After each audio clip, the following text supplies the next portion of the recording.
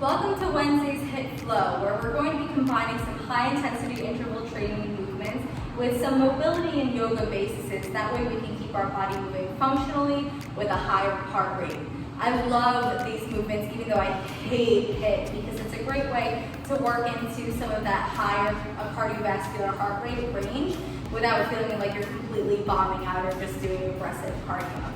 So I'll take you through, just as I did on Monday, workout by workout, but not at the same time or interval that you'll be doing. All you'll have to do is listen to hear me say the title or name of the workout, and then just scroll forward or pause whenever you're moving on to the next workout. So starting with a jumping jack into a reverse lunge. I love this combination. You'll start with your feet inside of shoulder width and your arms alongside your side. And you're going to jumping jack and then reverse lunge. Then jumping jack and reverse lunge on the other side.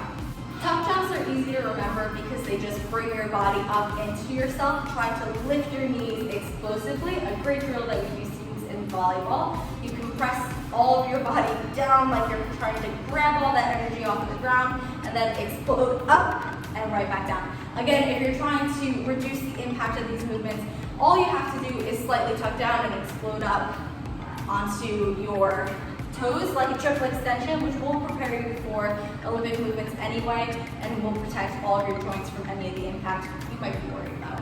Body weight squat into inchworm. This isn't going to be the inchworm you're used to, and it feels a little bit better. So all we're going to do here is you'll mark rib toe squat down, and then you're going to inchworm out, coming back into your squat and coming back up. Love this movement. Really works great for some deep squat mobility, and it feels so functional in your hips, almost like we're getting back to our childhood days. A lot of fun. Mountain climbers, you can always do elevated if you feel a little bit of pressure in your shoulders and traps.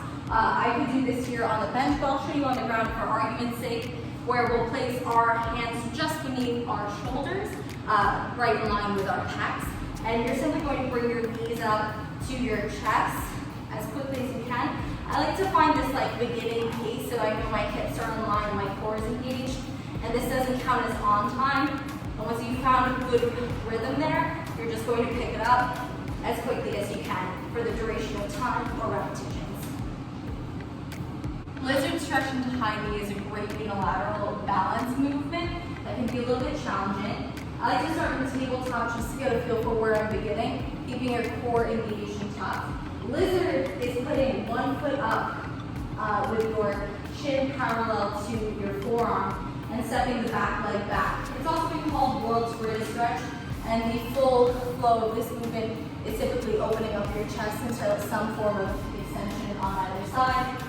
But what we're going to be doing here is we'll go from lizard in this position to a standing, and then a high knee, and then stepping back all the way down. So standing, high knee, back all the way down, standing, high knee, back all the way down.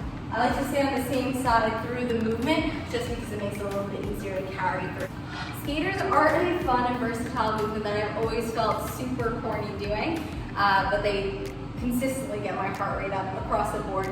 So what we're doing here is we're going to start the movement by almost going into a modified curtsy lunge. And again, I like to do these to get a feel for what my repetition is going to be. Again, these don't count when you're at this pace unless you're aiming for a low impact workout.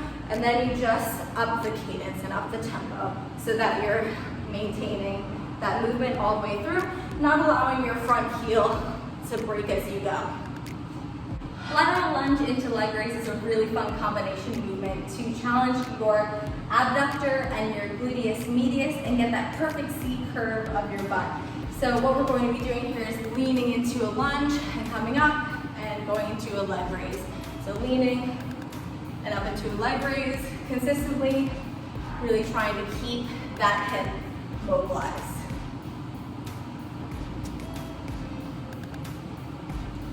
"180-degree squat jump," as you saw last week, is simply a regular squat with the arms then coming back to give you a little bit of momentum and jumping forward, turning, and jumping for that 180-degree turnaround.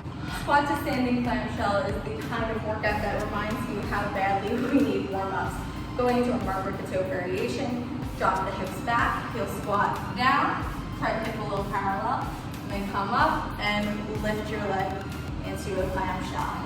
Going, alternating side by side, and really feeling how much that opens up your hips. You'll even see for me, because I'm not fully open, my left leg will continue to drift forward. Work it out. Squat jumps can either be an extremely plyometric movement or a simple low impact plyometric movement. So going into our traditional variation, what we'll do here is we'll squat down, and we can either jump up explosively and land back into our squat, or we can simply come up and try to roll from one squat into the next, which is my preference there because there's a lot of room for injury and impact on the hips here. Finally, a burpee into side plank can be really challenging. But going for a regular burpee, not trying to jump too much at the top here, what we'll do is we'll come out and back, then we'll bring one arm down and twist on the side, come up, bring one arm down and twist on the side, come up, jump the legs in, and jump up. So again, that's coming down and out, tucking, turning, in, tuck, turn, in, and facilitate the finish of your burpee.